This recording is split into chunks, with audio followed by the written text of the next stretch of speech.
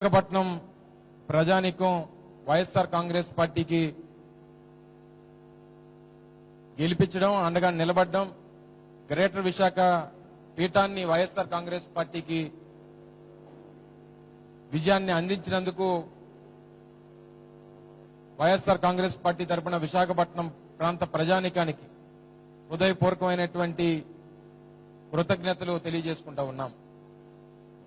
రాష్ట్రంలో జరిగినటువంటి మున్సిపాలిటీలు, మిగిలినటువంటి కార్పొరేషన్లు ఒక ఎత్తు, గ్రేటర్ విశాఖ మున్సిపల్ కార్పొరేషన్ ఎన్నిక ఒక ఎత్తు. ఎందుకంటే రాష్ట్ర విభజన జరిగిన తర్వాత 13 జిల్లాల్లో అతిపెద్ద కార్పొరేషన్ గా ఉన్నటువంటి విశాఖపట్నానికి గ్రేటర్ విశాఖ మున్సిపల్ కార్పొరేషన్ దాదాపు 18 లక్షల మంది ఓటర్లు కలిగినటువంటి కార్పొరేషన్, దాదాపు 8 నియోజకవర్గాల పరిధిలో ఉన్నటువంటి కార్పొరేషన్. చంద్రబాబు నాయుడు తెలుగుదేశం పార్టీ 2019 ఎన్నికల్లో వచ్చినటువంటి ఫలితాలు ఎంతో గొప్పగా 4 అసెంబ్లీ ఎమ్మెల్యే సీట్లు గెలుచుకున్నాం. విశాఖపట్నం ప్రజలు మాయందు వారి తాలూకు అభిమానాన్ని చూపించారు, తెలుగుదేశం పార్టీకి ఓటేసి గెలిపించారు. మళ్లీ కార్పొరేషన్ లో కూడా తెలుగుదేశం పార్టీకే ఓటేస్తారనేటువంటి భ్రమతో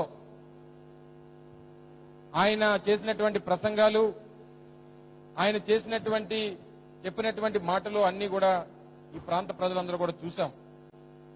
తీరా ఫలితం వచ్చిన తర్వాత 58 సీట్లు మ్యాజిక్ ఫిగర్ దాటి ఈరోజు విశాఖపట్నంలో గ్రేటర్ విశాఖ మున్సిపల్ కార్పొరేషన్ ని కైవసం చేసుకునేటువంటి కార్యక్రమాన్ని మనం చేస్తా ఉన్నాం. ఈరోజు విశాఖపట్నం కార్పొరేషన్ గెలుపుకి జగన్మోహన్ రెడ్డి గారి ఆశీస్సుతో కర్త కర్మ క్రియగా పెద్దలు విజయసాయి రెడ్డి గారి నాయకత్వంలో ఈరోజు ఈ విజయాన్ని సాధించుకోవడం, దానికి నగర పరిధిలో ఉన్నటువంటి శాసనసభ్యులు, పార్టీ నాయకత్వం, గౌరవ సమన్వయకర్తలు వీరందరి తాలూకా కృషితో ఈ విజయాన్ని సాధించాం. ప్రజల తాలూకా అభిమానం, ప్రజల తాలూకా ఆశీస్సులతో రేపు రానటువంటి కాలంలో విశాఖపట్నాన్ని గౌరవ ముఖ్యమంత్రి జగన్మోహన్ రెడ్డి గారు ఎగ్జిక్యూటివ్ క్యాపిటల్ గా ప్రకటించిన తర్వాత వచ్చినటువంటి ఫలితం ఇది. చాలా సందర్భాల్లో చెప్పాం, విశాఖపట్నాన్ని ఎగ్జిక్యూటివ్ క్యాపిటల్ చేసినటువంటి తరుణంలో విశాఖపట్నం ప్రాంత ప్రజలు వైఎస్ఆర్ కాంగ్రెస్ పార్టీకి అండగా నిలబడతారన్నటువంటి మాట ఏదైతే చెప్పామో, చెప్పినటువంటి విధంగానే విశాఖపట్నం ప్రాంత ప్రజానికం వైఎస్ఆర్ కాంగ్రెస్ పార్టీకి అండగా నిలబడ్డారు. చంద్రబాబు నాయుడు 2 రోజుల పాటు 5 రోజులు ప్రచారం తిరిగితే 2 రోజుల పాటు పూర్తిగా విశాఖపట్నంలోనే ప్రచారం చేసి విశాఖపట్నం ప్రాంత ప్రజల్ని ఆయన అభ్యర్థించి, ఈ ప్రాంతంలో ఉన్నటువంటి ప్రజలు 3 రాజధానులకు వ్యతిరేకం, విశాఖపట్నాన్ని రాజధానిగా చేయడానికి ఈ ప్రాంత ప్రజలు వ్యతిరేకం, ఈ ఎన్నికల ఒక రెఫరెండం అని చెప్పినటువంటి మాటలు ఒక్కసారి తెలుగుదేశం పార్టీ నాయకత్వానికి గుర్తు చేస్తా ఉన్నాం, చంద్రబాబు నాయుడు కూడా గుర్తు చేస్తా ఉన్నాం.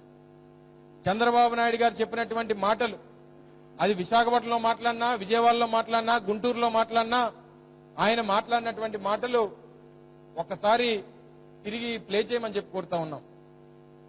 ఎందుకంటే గుంటూరులో మాట్లాడుతూ, గుంటూరు కార్పొరేషన్ లో మీరు వైఎస్ఆర్ కాంగ్రెస్ పార్టీకి ఓటేస్తే అమరావతి ప్రాంతాన్ని రాజధానిగా ఇక్కడి నుంచి మార్చడానికి మీరు ఓటేసినట్టే అనేటువంటి మాట మాట్లాడారు. ప్రజలు అలాగే ఓటేశారు. 57 సీట్లుంటే 44 సీట్లలో వైఎస్ఆర్ కాంగ్రెస్ పార్టీ గెలుచుకుంది. అదే మాట విశాఖపట్నంలో మాట్లాడాడు.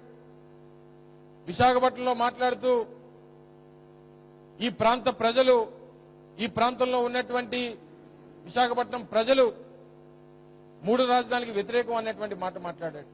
అసలు చంద్రబాబు నాయుడికి మేము ఆ రోజే చెప్పాం, విశాఖపట్నాన్ని ఎగ్జిక్యూటివ్ క్యాపిటల్ గా వ్యతిరేకించినటువంటి నీకు అసలు విశాఖపట్నంలో అడుగు పెట్టేటువంటి అర్హత లేదన్నటువంటి మాట చెప్పాం.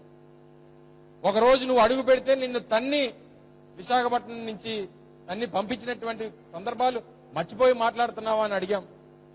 ఈరోజు ప్రజలు ఓట్లతో బుద్ధి చెప్పారు.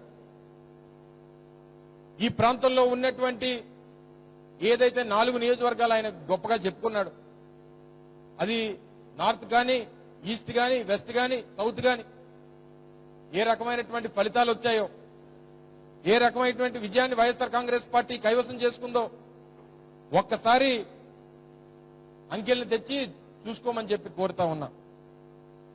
ఈరోజు రెఫరెండంగా భావించినా, వాళ్ళు ఏది భావించినా మేము మా తాలూకా నాయకుడు జగన్మోహన్ రెడ్డి గారి నాయకత్వంలో రాష్ట్రంలో 20 మాసాల్లో ఏదైతే వైఎస్ఆర్ కాంగ్రెస్ పార్టీ ఎన్నికల ముందు ఇచ్చినటువంటి హామీల్ని నిలబెట్టుకున్నటువంటి దిశగా మేము ఎన్నికలకు వెళ్ళాం. ఆ మాటలు చెప్పాం, ఇచ్చినటువంటి హామీల్ని నిలబెట్టుకున్నామని చెప్పి ప్రజల్లోకి వెళ్లి ఓటు అడిగాం. మా నాయకుడు ఎక్కడా కూడా ఏ రోజు ఎన్నికలు పెట్టిన తర్వాత ప్రజల ముందుకు వచ్చి నాకు ఓటేయండి అని గాని, మా పార్టీ అభ్యర్థులకు ఓటేయమని గాని, లేదా నేను ఈ పని చేశాను, నేను చేసినటువంటి పనికి ఓటేయండి గాని ఎక్కడ కూడా అడగల. కానీ ప్రజలు వారి తాలూకు కృతజ్ఞతను చూపించారు. జగన్మోహన్ రెడ్డి గారు చేసినటువంటి పనులకి, ఆయన ఇస్తున్నటువంటి సంక్షేమ పథకాలకి, చేస్తున్నటువంటి అభివృద్ధి కార్యక్రమాలకి ఈరోజు ప్రజలు వారి తాలూకు కృతజ్ఞతను చూపించి ఈరోజు ఒక గొప్ప విజయాన్ని ఈ రాష్ట్రంలో వైఎస్ఆర్ కాంగ్రెస్ పార్టీకి ఇచ్చారు. దాదాపు 2200 కౌన్సిలర్లు ఎన్నిక జరిగితే దాదాపు 1800 మంది గెలిచాం.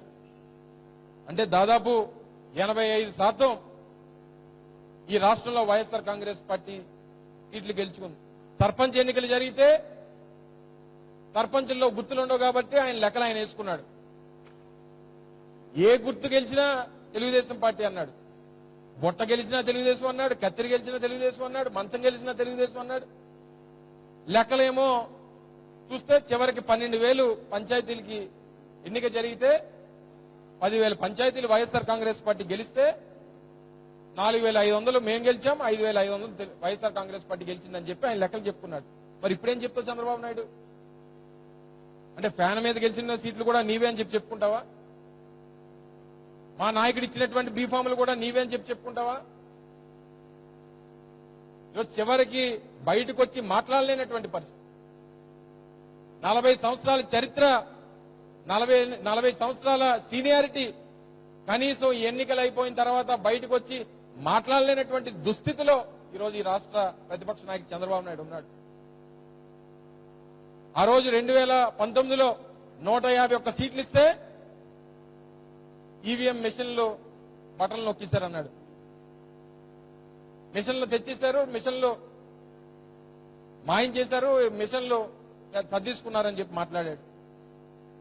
మరి బ్యాలెట్ పేపర్కి ఏం చేశారు బాబు చంద్రబాబు నాయుడు గారు? చివరికి రేపు చంద్రబాబు నాయుడు బయటకు వచ్చి, ఆయన కొడుకు బయటకు వచ్చి బ్యాలెట్ బాక్సులు కూడా వైఎస్ఆర్ కాంగ్రెస్ పార్టీ వాళ్ళు మార్చేశారని చెప్పి అన్నా ఆశ్చర్యపోవాల్సినటువంటి పనే లేదు. అంటే అటువంటి రాజకీయాలు, ఆ రకమైనటువంటి మాటలు మాట్లాడడానికి కూడా కనీసం కూడా సిగ్గుపడినటువంటి నాయకుడు ఈ దేశంలో ఎవడన్నా ఉన్నాడంటే ఒక్క చంద్రబాబు నాయుడు మాత్రమే. ఈ రోజు ఉన్నటువంటి పరిస్థితుల్లో రాష్ట్ర ప్రజలు అనుకుంటా ఉన్నారు, చంద్రబాబు నాయుడు గారికి బాలకృష్ణకి ఉన్నటువంటి తేడా ఏంటంటే బామ్మర్దికి సర్టిఫికేట్ ఉంది, బాబుకి సర్టిఫికేట్ లేదు. అదొక్కటే తేడా. ఏ సర్టిఫికేట్ నేను చెప్పాల్సినటువంటి పని లేదు. అటువంటి పరిస్థితుల్లో ఈరోజు చంద్రబాబు నాయుడు ఉన్నాడు. ఆయనకు ఉన్నటువంటి రాజకీయ అనుభవం, ఆయనటువంటి సీన్, ఈరోజు మేము ఓటు అడిగేటువంటి హక్కు, ఓటు అడిగేటువంటి అర్హత ఈరోజు మా రాజకీయ పార్టీకి, మా నాయకుడికి, మా అభ్యర్థులకి ఉంది. ఎందుకంటే ఈ 20 మాసాల్లో ఏ రకమైనటువంటి కార్యక్రమాలు, ఆ సంక్షేమ పథకాలు అందించామో అన్నటువంటిది ప్రజల ముందుకు వెళ్ళి చెప్తా ఉన్నాం. కానీ 14 సంవత్సరాలు ముఖ్యమంత్రిగా పనిచేసినటువంటి నీకు అసలు ఏముందని చెప్పి నువ్వు వెళ్ళి ప్రజలను ఓటు అడుగుతావు? ఏం చేసావని చెప్పి ఓటు అడుగుతావు? ఏ హామీని నిలబెట్టుకున్నావని చెప్పి ఓటు అడుగుతావు? 14 సంవత్సరాలు ముఖ్యమంత్రిగా ఉండి రాష్ట్రంలో మిగిలిన మున్సిపాలిటీలు, మిగిలినటువంటి కార్పొరేషన్లు పక్కన పెట్టండి. ఈరోజు విశాఖపట్నంలో నువ్వు అడుగుపెట్టి 2 రోజులు పర్యటన చేసి, నేను విశాఖపట్నంలో 14 సంవత్సరాలు ముఖ్యమంత్రిగా ఉన్నప్పుడు ఈ కార్యక్రమాలు చేశాను, నేను చేసినటువంటి ఈ కార్యక్రమాలకు మీరు ఓటేయండి అని అడిగేటువంటి ధైర్యం నువ్వు చేశావా? అసలు నువ్వు చేసినటువంటి పనులేంటి? హిందుస్థాన్ జింక్ అమ్మేయడం, లేదా స్టీల్ ప్లాంట్ ని ఆ రోజు ప్రైవేటైజ్ చేసేదానికి నువ్వు ఆ రోజు ఎన్డీఏలో కన్వీనర్ గా ఉంటూ ముందడుగు వేయడం, బీహెచ్పీ లాంటి ప్లాంట్ని నువ్వు చిదంబరం కలిసి కొట్టేద్దామని చెప్పి చూడడం, హిందుస్థాన్ షిప్ యార్డ్ లాంటి నష్టాల్లోకి వెళ్ళిపోతే దాన్ని ఎలాగా అమ్మేయాలని చెప్పి చూడడం, ఇది నీ చరిత్ర విశాఖపట్నానికి. కానీ ఏ రోజన్నా విశాఖపట్నంలో ఈ ఫలానా పథకాలు ఫలానా కార్యక్రమాలు చేయాలని గాని, ఫలానా మంచి చేద్దామని గాని, ఫలానా ప్రాజెక్టులు తీసుకొద్దామని గాని ఏ రోజన్నా చేసావా? రాజశేఖర రెడ్డి గారి టైంలో ఆరులో హెల్త్ సిటీ గాని, రిషికొండలో ఐటీ హిల్స్ గాని, బిహెచ్పిని బిహెచ్ఎల్ లో విలీనం చేయడం గాని, స్టీల్ ప్లాంట్ ని ఆ రోజు ఎక్స్పాన్షన్ వైపు తీసుకెళ్లడం గాని, నిర్వాసితుల్ని కాపాడడం గాని, హిందుస్థాన్ షిప్ యార్డ్ ని ఆ రోజు డిఫెన్స్ ఆర్డర్లు తీసుకుని వచ్చి దాన్ని సేవ్ చేయడం గాని, ఈ చుట్టుపక్కల ఉన్నటువంటి బీఆర్టీఎస్ రోడ్లు గాని, ఇన్ని కార్యక్రమాలు రాజశేఖర రెడ్డి గారు చేశారని చెప్పుకునేటువంటి అర్హత మా రాజకీయ పార్టీకి ఉంది. నువ్వేం చెప్పావు మొన్న ఎన్నికలకు వచ్చి? హుదూద్ తుఫాన్ గురించి చెప్తావు. ఎప్పుడు వచ్చినా ఆ సోది హుదూద్ తుఫాన్కి వచ్చాను, హుదూద్ తుఫాన్లో చెట్లు కొట్టాను, మొక్కలు నాటాను, పెట్రోల్ పోసాను, ఈ మాటలా?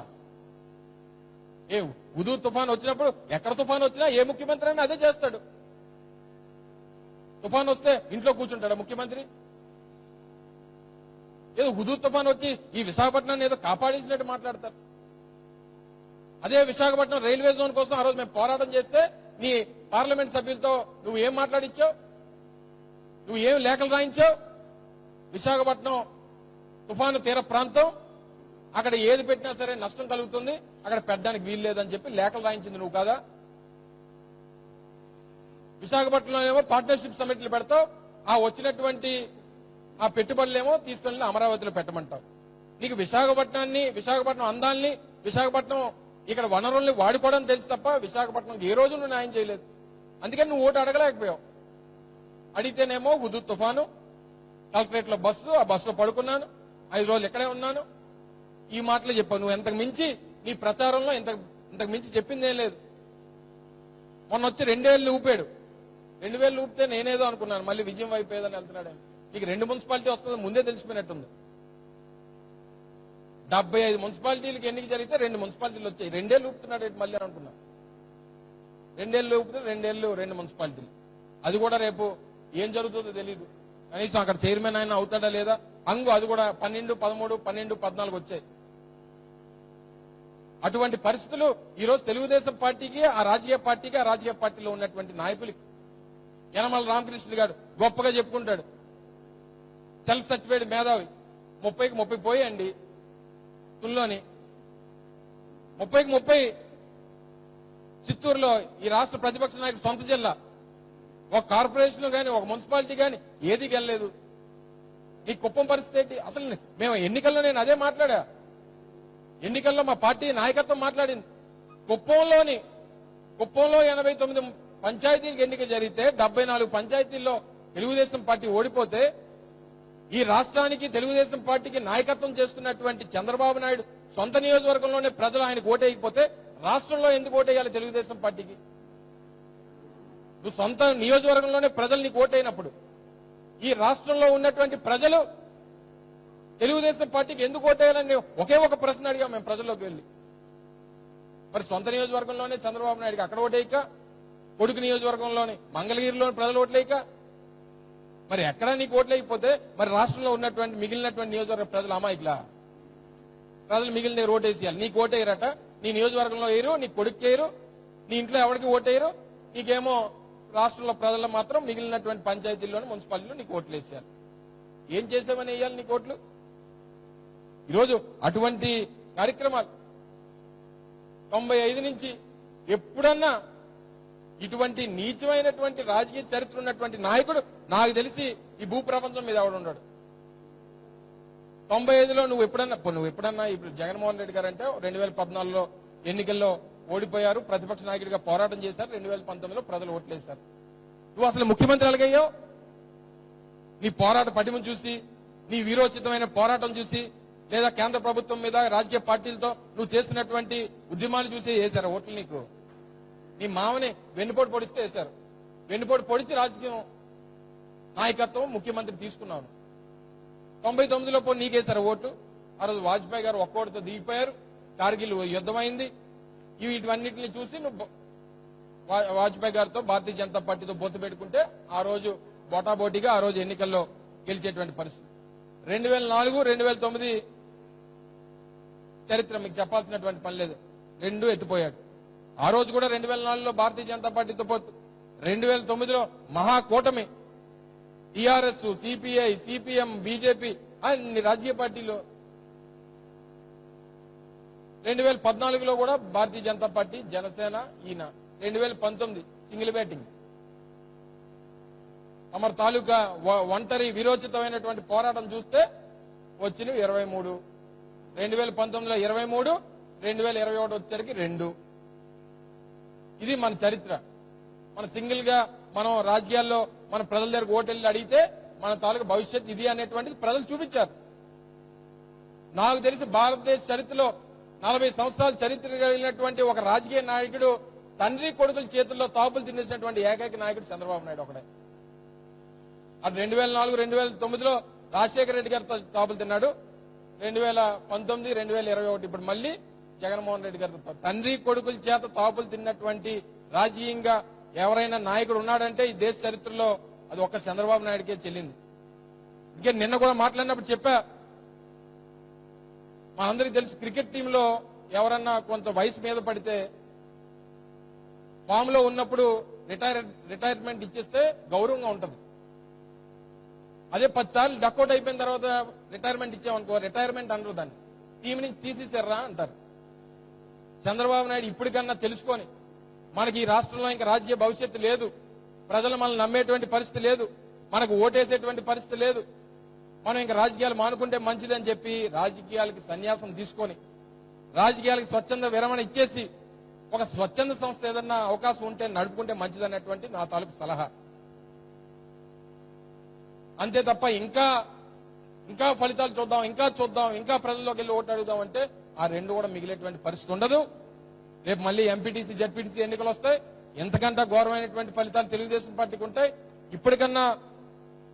ఇప్పటికన్నా చూసి రాష్ట్ర ప్రజల తాలూకా ఆలోచనలు, రాష్ట్ర ప్రజల తాలూకా నిర్ణయాలు, వాళ్ళు ఇస్తున్నటువంటి తీర్పులు చూసిన తర్వాత ఇంకా కూడా సిగ్గు రాకపోతే చంద్రబాబు నాయుడిని ఈ దేశంలో ఈ ప్రపంచంలో ఎవడు కాపాడలేడు, ఆ దేవుడు కూడా కాపాడలేడు. నువ్వు ముఖ్యమంత్రిగా 29 గ్రామాలకే ముఖ్యమంత్రిగా పనిచేసావు. నువ్వు 5 సంవత్సరాలు 29 గ్రామాలకే ముఖ్యమంత్రిగా పనిచేసావు. మరి నీకు 13 జిల్లాలో ప్రజలు ఎందుకు ఓట్లేయాలనేటువంటి కనీస జ్ఞానం లేకుండా నువ్వు రోడ్ల మీద తిరుగుతా ఉన్నావు. ఇప్పటికన్నా మానుకొని రేపు రానటువంటి కాలంలో నువ్వు రాజకీయాల నుంచి సన్యాసం తీసుకొని ఆ పార్టీని ఎవరి చేతుల్లోనూ పెట్టేస్తే మంచిది అనేటువంటిది మా అభిప్రాయం. మరొకసారి గ్రేటర్ విశాఖ మున్సిపల్ కార్పొరేషన్ ఎన్నికల్లో గొప్ప విజయాన్ని వైఎస్ఆర్ కాంగ్రెస్ పార్టీకి అందించినటువంటి విశాఖపట్నం ప్రాంత ప్రజలకి, ఈ విజయానికి పూర్తిగా కర్త కర్మ క్రియగా ఉన్నటువంటి మా నాయకులు పెద్దలు విజయసాయి రెడ్డి గారికి, జగన్మోహన్ రెడ్డి గారు ఇచ్చినటువంటి ఆశీస్సులకి, పనిచేసినటువంటి పార్టీ నాయకత్వానికి, కార్యకర్తలకి అందరికీ కూడా మీ తరపున మరొకసారి హృదయపూర్వకమైనటువంటి ధన్యవాదాలు తెలియజేసుకుంటూ సెలవు తీసుకుంటున్నాం.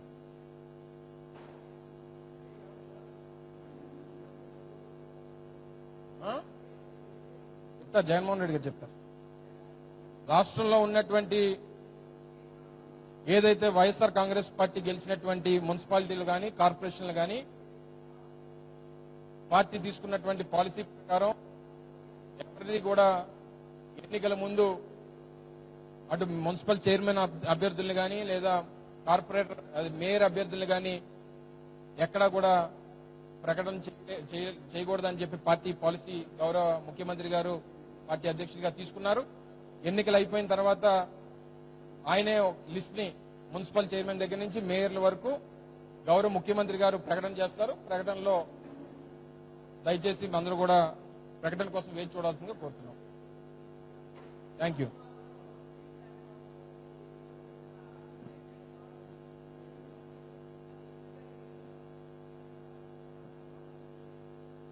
ఒక ఓటమికి అనేక కారణాలు ఉంటాయి. గాజువాకలో కానీ లేదా మిగిలినటువంటి కొన్ని నియోజకవర్గాల్లో కానీ ఏదైనా 1-2 తక్కువ వస్తే దానికి కారణం సహజంగా ఎలా ఉంటుందంటే, ముందు స్థానికంగా ఉన్నటువంటి నాయకత్వం, పార్టీ అధికారంలో ఉంది రాష్ట్రంలో వైఎస్ఆర్ కాంగ్రెస్ పార్టీ తీసుకున్నటువంటి నిర్ణయం భారతీయ జనతా పార్టీ నిర్ణయం, కేంద్ర ప్రభుత్వం సంబంధం లేనటువంటి నిర్ణయం. మా వైపు నుంచి మేము చేయాల్సినటువంటి పోరాటం ఒప్పక చేస్తా ఉన్నాం. కానీ సహజంగా కోపం ఉన్నప్పుడు కేంద్ర ప్రభుత్వం రాష్ట్ర ప్రభుత్వం అనేటువంటి చూడరు. ఏ రాజకీయ పార్టీ అనేటువంటిది పక్కన పెట్టేస్తే ఉదాహరణకి ఆ చుట్టుపక్కల ఉన్నటువంటి ప్రతి పోలింగ్ బాక్సుల్లో కూడా సేవ్ స్టీల్ ప్లాంట్ స్లిప్పులు ఉదాహరణకు ఒక 79వ వార్డు 78వ వార్డు తీసుకుంటే దాదాపు 1500 నుంచి 2000 స్లిప్పులు సేవ్ స్టీల్ ప్లాంట్ అని చెప్పి ప్రతి ఓటుతో పాటు వేశారు. ఈ ఓటు వేసినప్పుడు సహజంగా కోపం అనేటువంటిది పైన కింద అనేటువంటిది పక్కన పెడితే ముందు ఎవరు కనిపిస్తే ఆడి మీద కోపం చూపించుకోవాలనేటువంటిది పబ్లిక్ సైకాలజీ. ఆ సైకాలజీలో వాస్తవానికి కొన్ని మా వైపు నుంచి కొన్ని తప్పులు ఉండొచ్చు. అంటే పొలిటికల్ గా నేను అనేది స్టీల్ ప్లాంట్ విషయంలో మాట్లాడలేదు. పొలిటికల్ గా మా అభ్యర్థుల విషయంలో కానీ లేదా కొన్ని స్థానికంగా ఉన్నటువంటి కొన్ని రెబల్స్ వల్ల కానీ కొన్ని ఇష్యూస్ ఉన్నాయి. కానీ దానికి స్టీల్ ప్లాంట్ కి సంబంధించినటువంటి దాంతో ముడిపెట్టడానికి ఎట్టి పరిస్థితుల్లో ఇది లేదు. స్టీల్ ప్లాంట్ విషయంలో మా స్టాండ్ మొదటి నుంచి ఏదైతే చెప్తున్నామో స్టీల్ ప్లాంట్ ప్రైవేటైజ్ చేయడానికి వీల్లేదు. దానికోసం చేయాల్సినటువంటి పోరాటం జగన్మోహన్ రెడ్డి గారు చేస్తా ఉన్నారు. తప్పకుండా ఆ లైన్ లో మేము వెళ్తాము.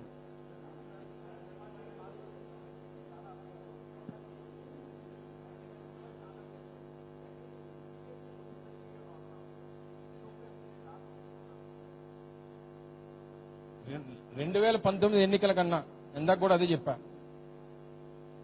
మీరు 2019 ఎన్నికల కన్నా గ్రేటర్ విశాఖ మున్సిపల్ కార్పొరేషన్ ఎన్నికల్లో మంచి ఫలితం వచ్చిందా లేదో చెప్పండి.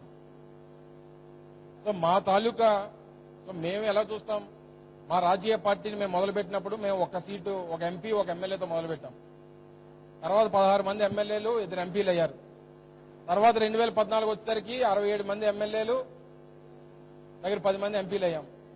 ఇప్పుడు 151 మంది ఎమ్మెల్యేలు 28 మంది ఎంపీలు 15 మంది ఎమ్మెల్సీలు ఉన్నాం. సో మాది రైజింగ్ గ్రాఫ్ మాది. సో అలాగే వైఎస్ఆర్ కాంగ్రెస్ పార్టీ జీవీఎంసీలో 2019లో ఉన్నటువంటి ప్రజలు ఇచ్చినటువంటి తీర్పు కన్నా మంచి తీర్పు వచ్చిందన్నటువంటి దీంతో మేము ఉన్నాం. అలాగని చెప్పి మీరు అన్నట్టు మిగిలినటువంటి రాష్ట్రంలో ఉన్నటువంటి మిగిలిన కార్పొరేషన్ మున్సిపాలిటీ కన్నా వీఆర్ ల్యాకింగ్ బిహైండ్. బట్ రేపు మళ్ళీ 2024 వచ్చేసరికి ఆ టార్గెట్ రీచ్ అవుతాం అన్నటువంటిది మా అభిప్రాయం. Thank you.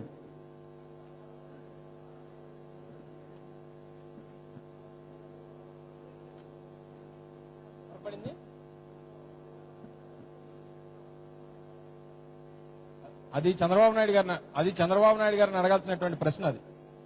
ఎందుకంటే మేము ఎక్కడా కూడా 3 రాజధానుల విషయంలో కానీ ఇంకొక విషయంలో కానీ అమరావతికి మేము ఎప్పుడు వ్యతిరేకం కాదు. అమరావతిని శాసన రాజధానిగా మేము ఉంచాం. కానీ చంద్రబాబు నాయుడికి అమరావతి రాజధాని కావాలంటున్నాడు. దానికి సంబంధించినటువంటి రెఫరెండం మేము కోరలేదు, చంద్రబాబు నాయుడు కోరాడు. గుంటూరులో వెళ్ళి మాట్లాడినటువంటి మాటలు మేము మాట్లాడినటువంటి మాటలు కాదు, చంద్రబాబు నాయుడు మాట్లాడినటువంటి మాటలు. ఈరోజు ప్రజలు ఫలితం ఇచ్చిన తర్వాత ఏం చేయాలో, అమరావతిలో ఉద్యమాన్ని నడపాలో లేదో అనేటువంటి నిర్ణయం తీసుకోవాల్సింది చంద్రబాబు నాయుడు, మేము కాదు కదా. మేము మొదటి నుంచి వద్దనే చెప్తున్నాం, ఉద్యమం చేయొద్దు, మీకు చేయాల్సినటువంటి న్యాయం చేస్తాం, చంద్రబాబు నాయుడుకి అంతా మంచి చేస్తామని చెప్తున్నాం మేము. కానీ చంద్రబాబు నాయుడు ఆ ఉద్యమం